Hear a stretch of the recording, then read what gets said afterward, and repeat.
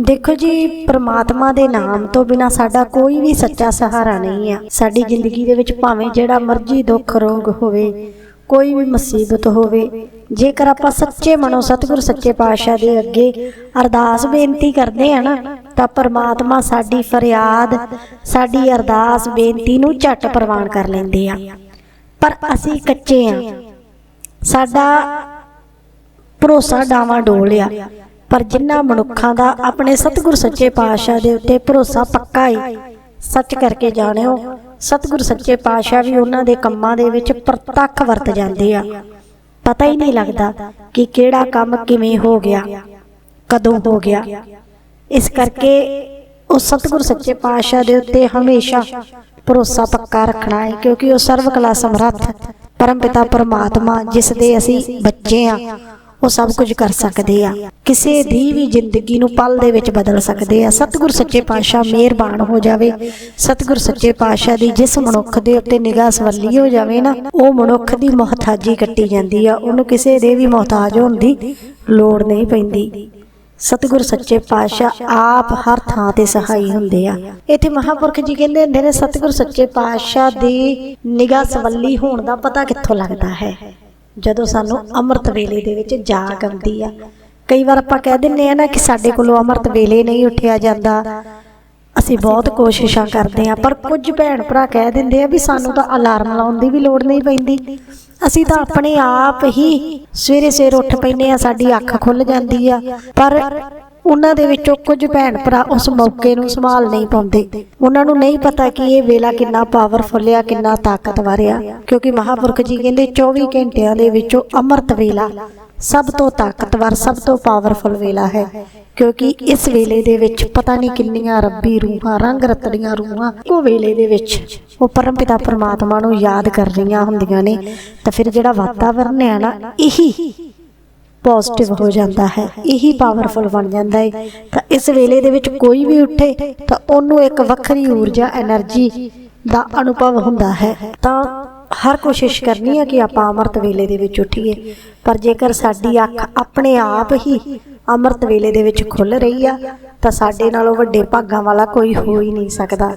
सतगुर सच्चे पातशाह कहंदे जिन्हां दी अपने आप अमृत वेले दे विच अख खुल जावे, जिन्हां दी सवेरे 2 ਤੋਂ 5 दे विचकार अख खुल जावे, जिन्हां नूं जाग आ जावे ना, उठ के मालक दा शुकराना करना चाहिदा है। जेकर बिस्तर तो उठिया नहीं जाता, लम्मे पिया पिया ही इस वेले का शुकराना करिए। कहते इस वेले दे विच एक बार भी मूँहों वाहिगुरू जी निकल जाए तो सतगुर सच्चे पातशाह की कृपा बरकत साडे उत्ते होनी शुरू हो जाती है। ये वेला ही बरकतां दा है, खुशियां दा है, सतगुर सच्चे पातशाह की कृपा दा है। तो इस करके इस वेले नूं संभालना है। अमृत वेले दी बरकत अपनी झोली दे विच पवाउणी आ, अमृत वेले दीआं खुशियां अपनी झोली दे विच पवाउणीआं ने। कदे भी इस वेले नूं अद्धी रात समझ के सोना नहीं आ। महापुरख जी कहंदे हुंदे ने कि इस वेले दे विच भावें वाहिगुरू जी दा जाप कर लो, मूल मंत्र जी दा जाप कर लो, गुरबाणी दा कोई भी शब्द कंठिया ना वो बोल लो। धन गुरु रामदास रखी गरीब दी लाज, करी ना मोहताज। सतगुर सच्चे पातशाह दे अगे अरदासां बेनतियां तरले करिए।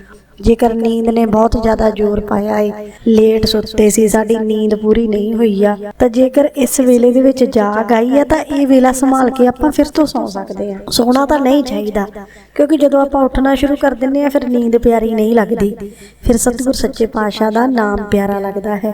पर पहला पैर जेकर तुहानूं लगदा है कि मेरी अजे तक नींद पूरी नहीं हुई, क्योंकि साडे शरीर नूं तंदुरुस्त नरवा रखण दे लई नींद भी पूरी ही चाहीदी आ।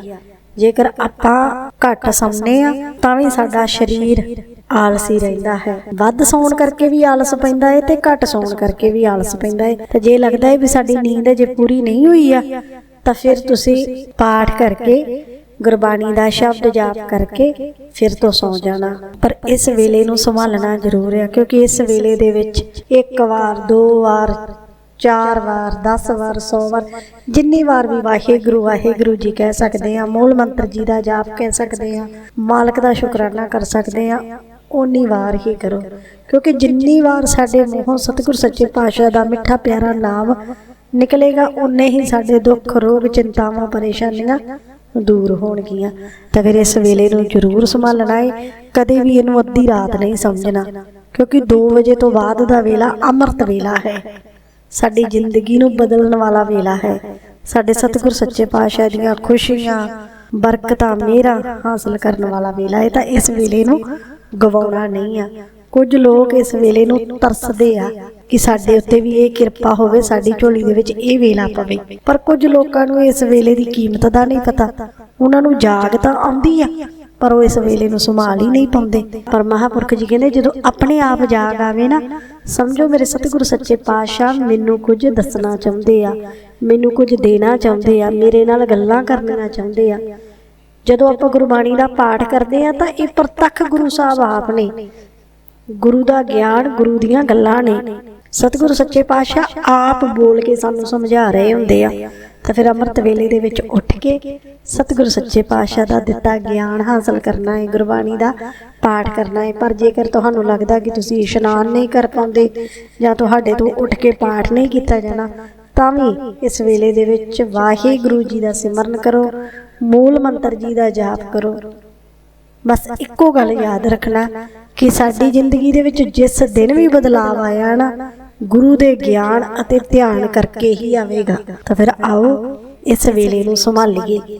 ਰੋਜ਼ ਰਾਤ ਨੂੰ ਸੌਣ ਤੋਂ ਪਹਿਲਾਂ ਸਤਿਗੁਰੂ ਸੱਚੇ ਪਾਤਸ਼ਾਹ ਦੇ ਚਰਨਾਂ ਵਿੱਚ ਅਰਦਾਸਾਂ, ਬੇਨਤੀਆਂ, ਤਰਲੇ ਕਰੀਏ ਕਿ ਸਤਿਗੁਰੂ ਸੱਚੇ ਪਾਤਸ਼ਾਹ ਕਿਰਪਾ ਕਰੋ, ਮੇਰੀ ਝੋਲੀ ਦੇ ਵਿੱਚ ਅੰਮ੍ਰਿਤ ਵੇਲੇ ਦੀ ਦਾਤ ਪਾਓ, ਮੈਨੂੰ ਵੀ ਅੰਮ੍ਰਿਤ ਵੇਲੇ ਆਪ ਆਵਾਜ਼ ਮਾਰ ਕੇ ਉਠਾਓ।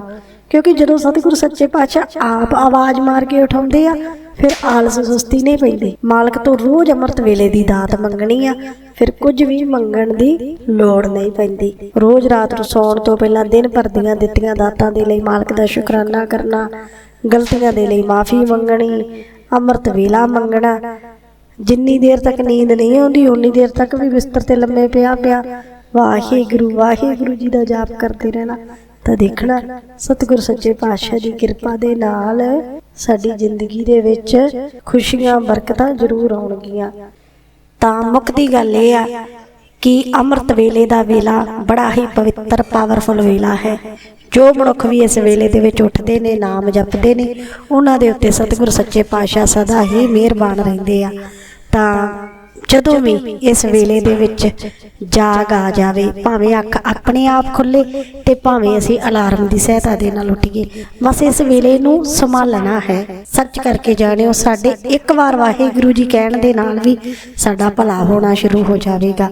ਤਾਂ ਜੇਕਰ ਆਪਾਂ ਆਪਣਾ ਜੀਵਨ ਸਫਲਾ ਕਰਨਾ ਚਾਹੁੰਦੇ ਹਾਂ, ਸਤਿਗੁਰੂ ਸੱਚੇ ਪਾਤਸ਼ਾਹ ਦੀਆਂ ਖੁਸ਼ੀਆਂ, ਬਰਕਤਾਂ ਹਾਸਲ ਕਰਨਾ ਚਾਹੁੰਦੇ ਹਾਂ, ਤਾਂ ਫਿਰ ਸ਼ੁਰੂਆਤ ਕਰੀਏ। ਭਾਵੇਂ 5 ਵਾਰ ਹੀ ਮੂਲ ਮੰਤਰ ਜੀ ਦਾ ਜਾਪ ਕਰੀਏ, ਇੱਕ ਵਾਰ ਇੱਕ ਕਦਮ ਤਾਂ ਸਤਿਗੁਰੂ ਸੱਚੇ ਪਾਤਸ਼ਾਹ ਵੱਲ ਚੁੱਕੀਏ, ਅੱਗੋਂ ਤਾਂ ਸਤਿਗੁਰੂ ਸੱਚੇ ਪਾਤਸ਼ਾਹ ਨੇ ਕਿਰਪਾ ਆਪੇ ਕਰ ਦੇਣੀ ਆ।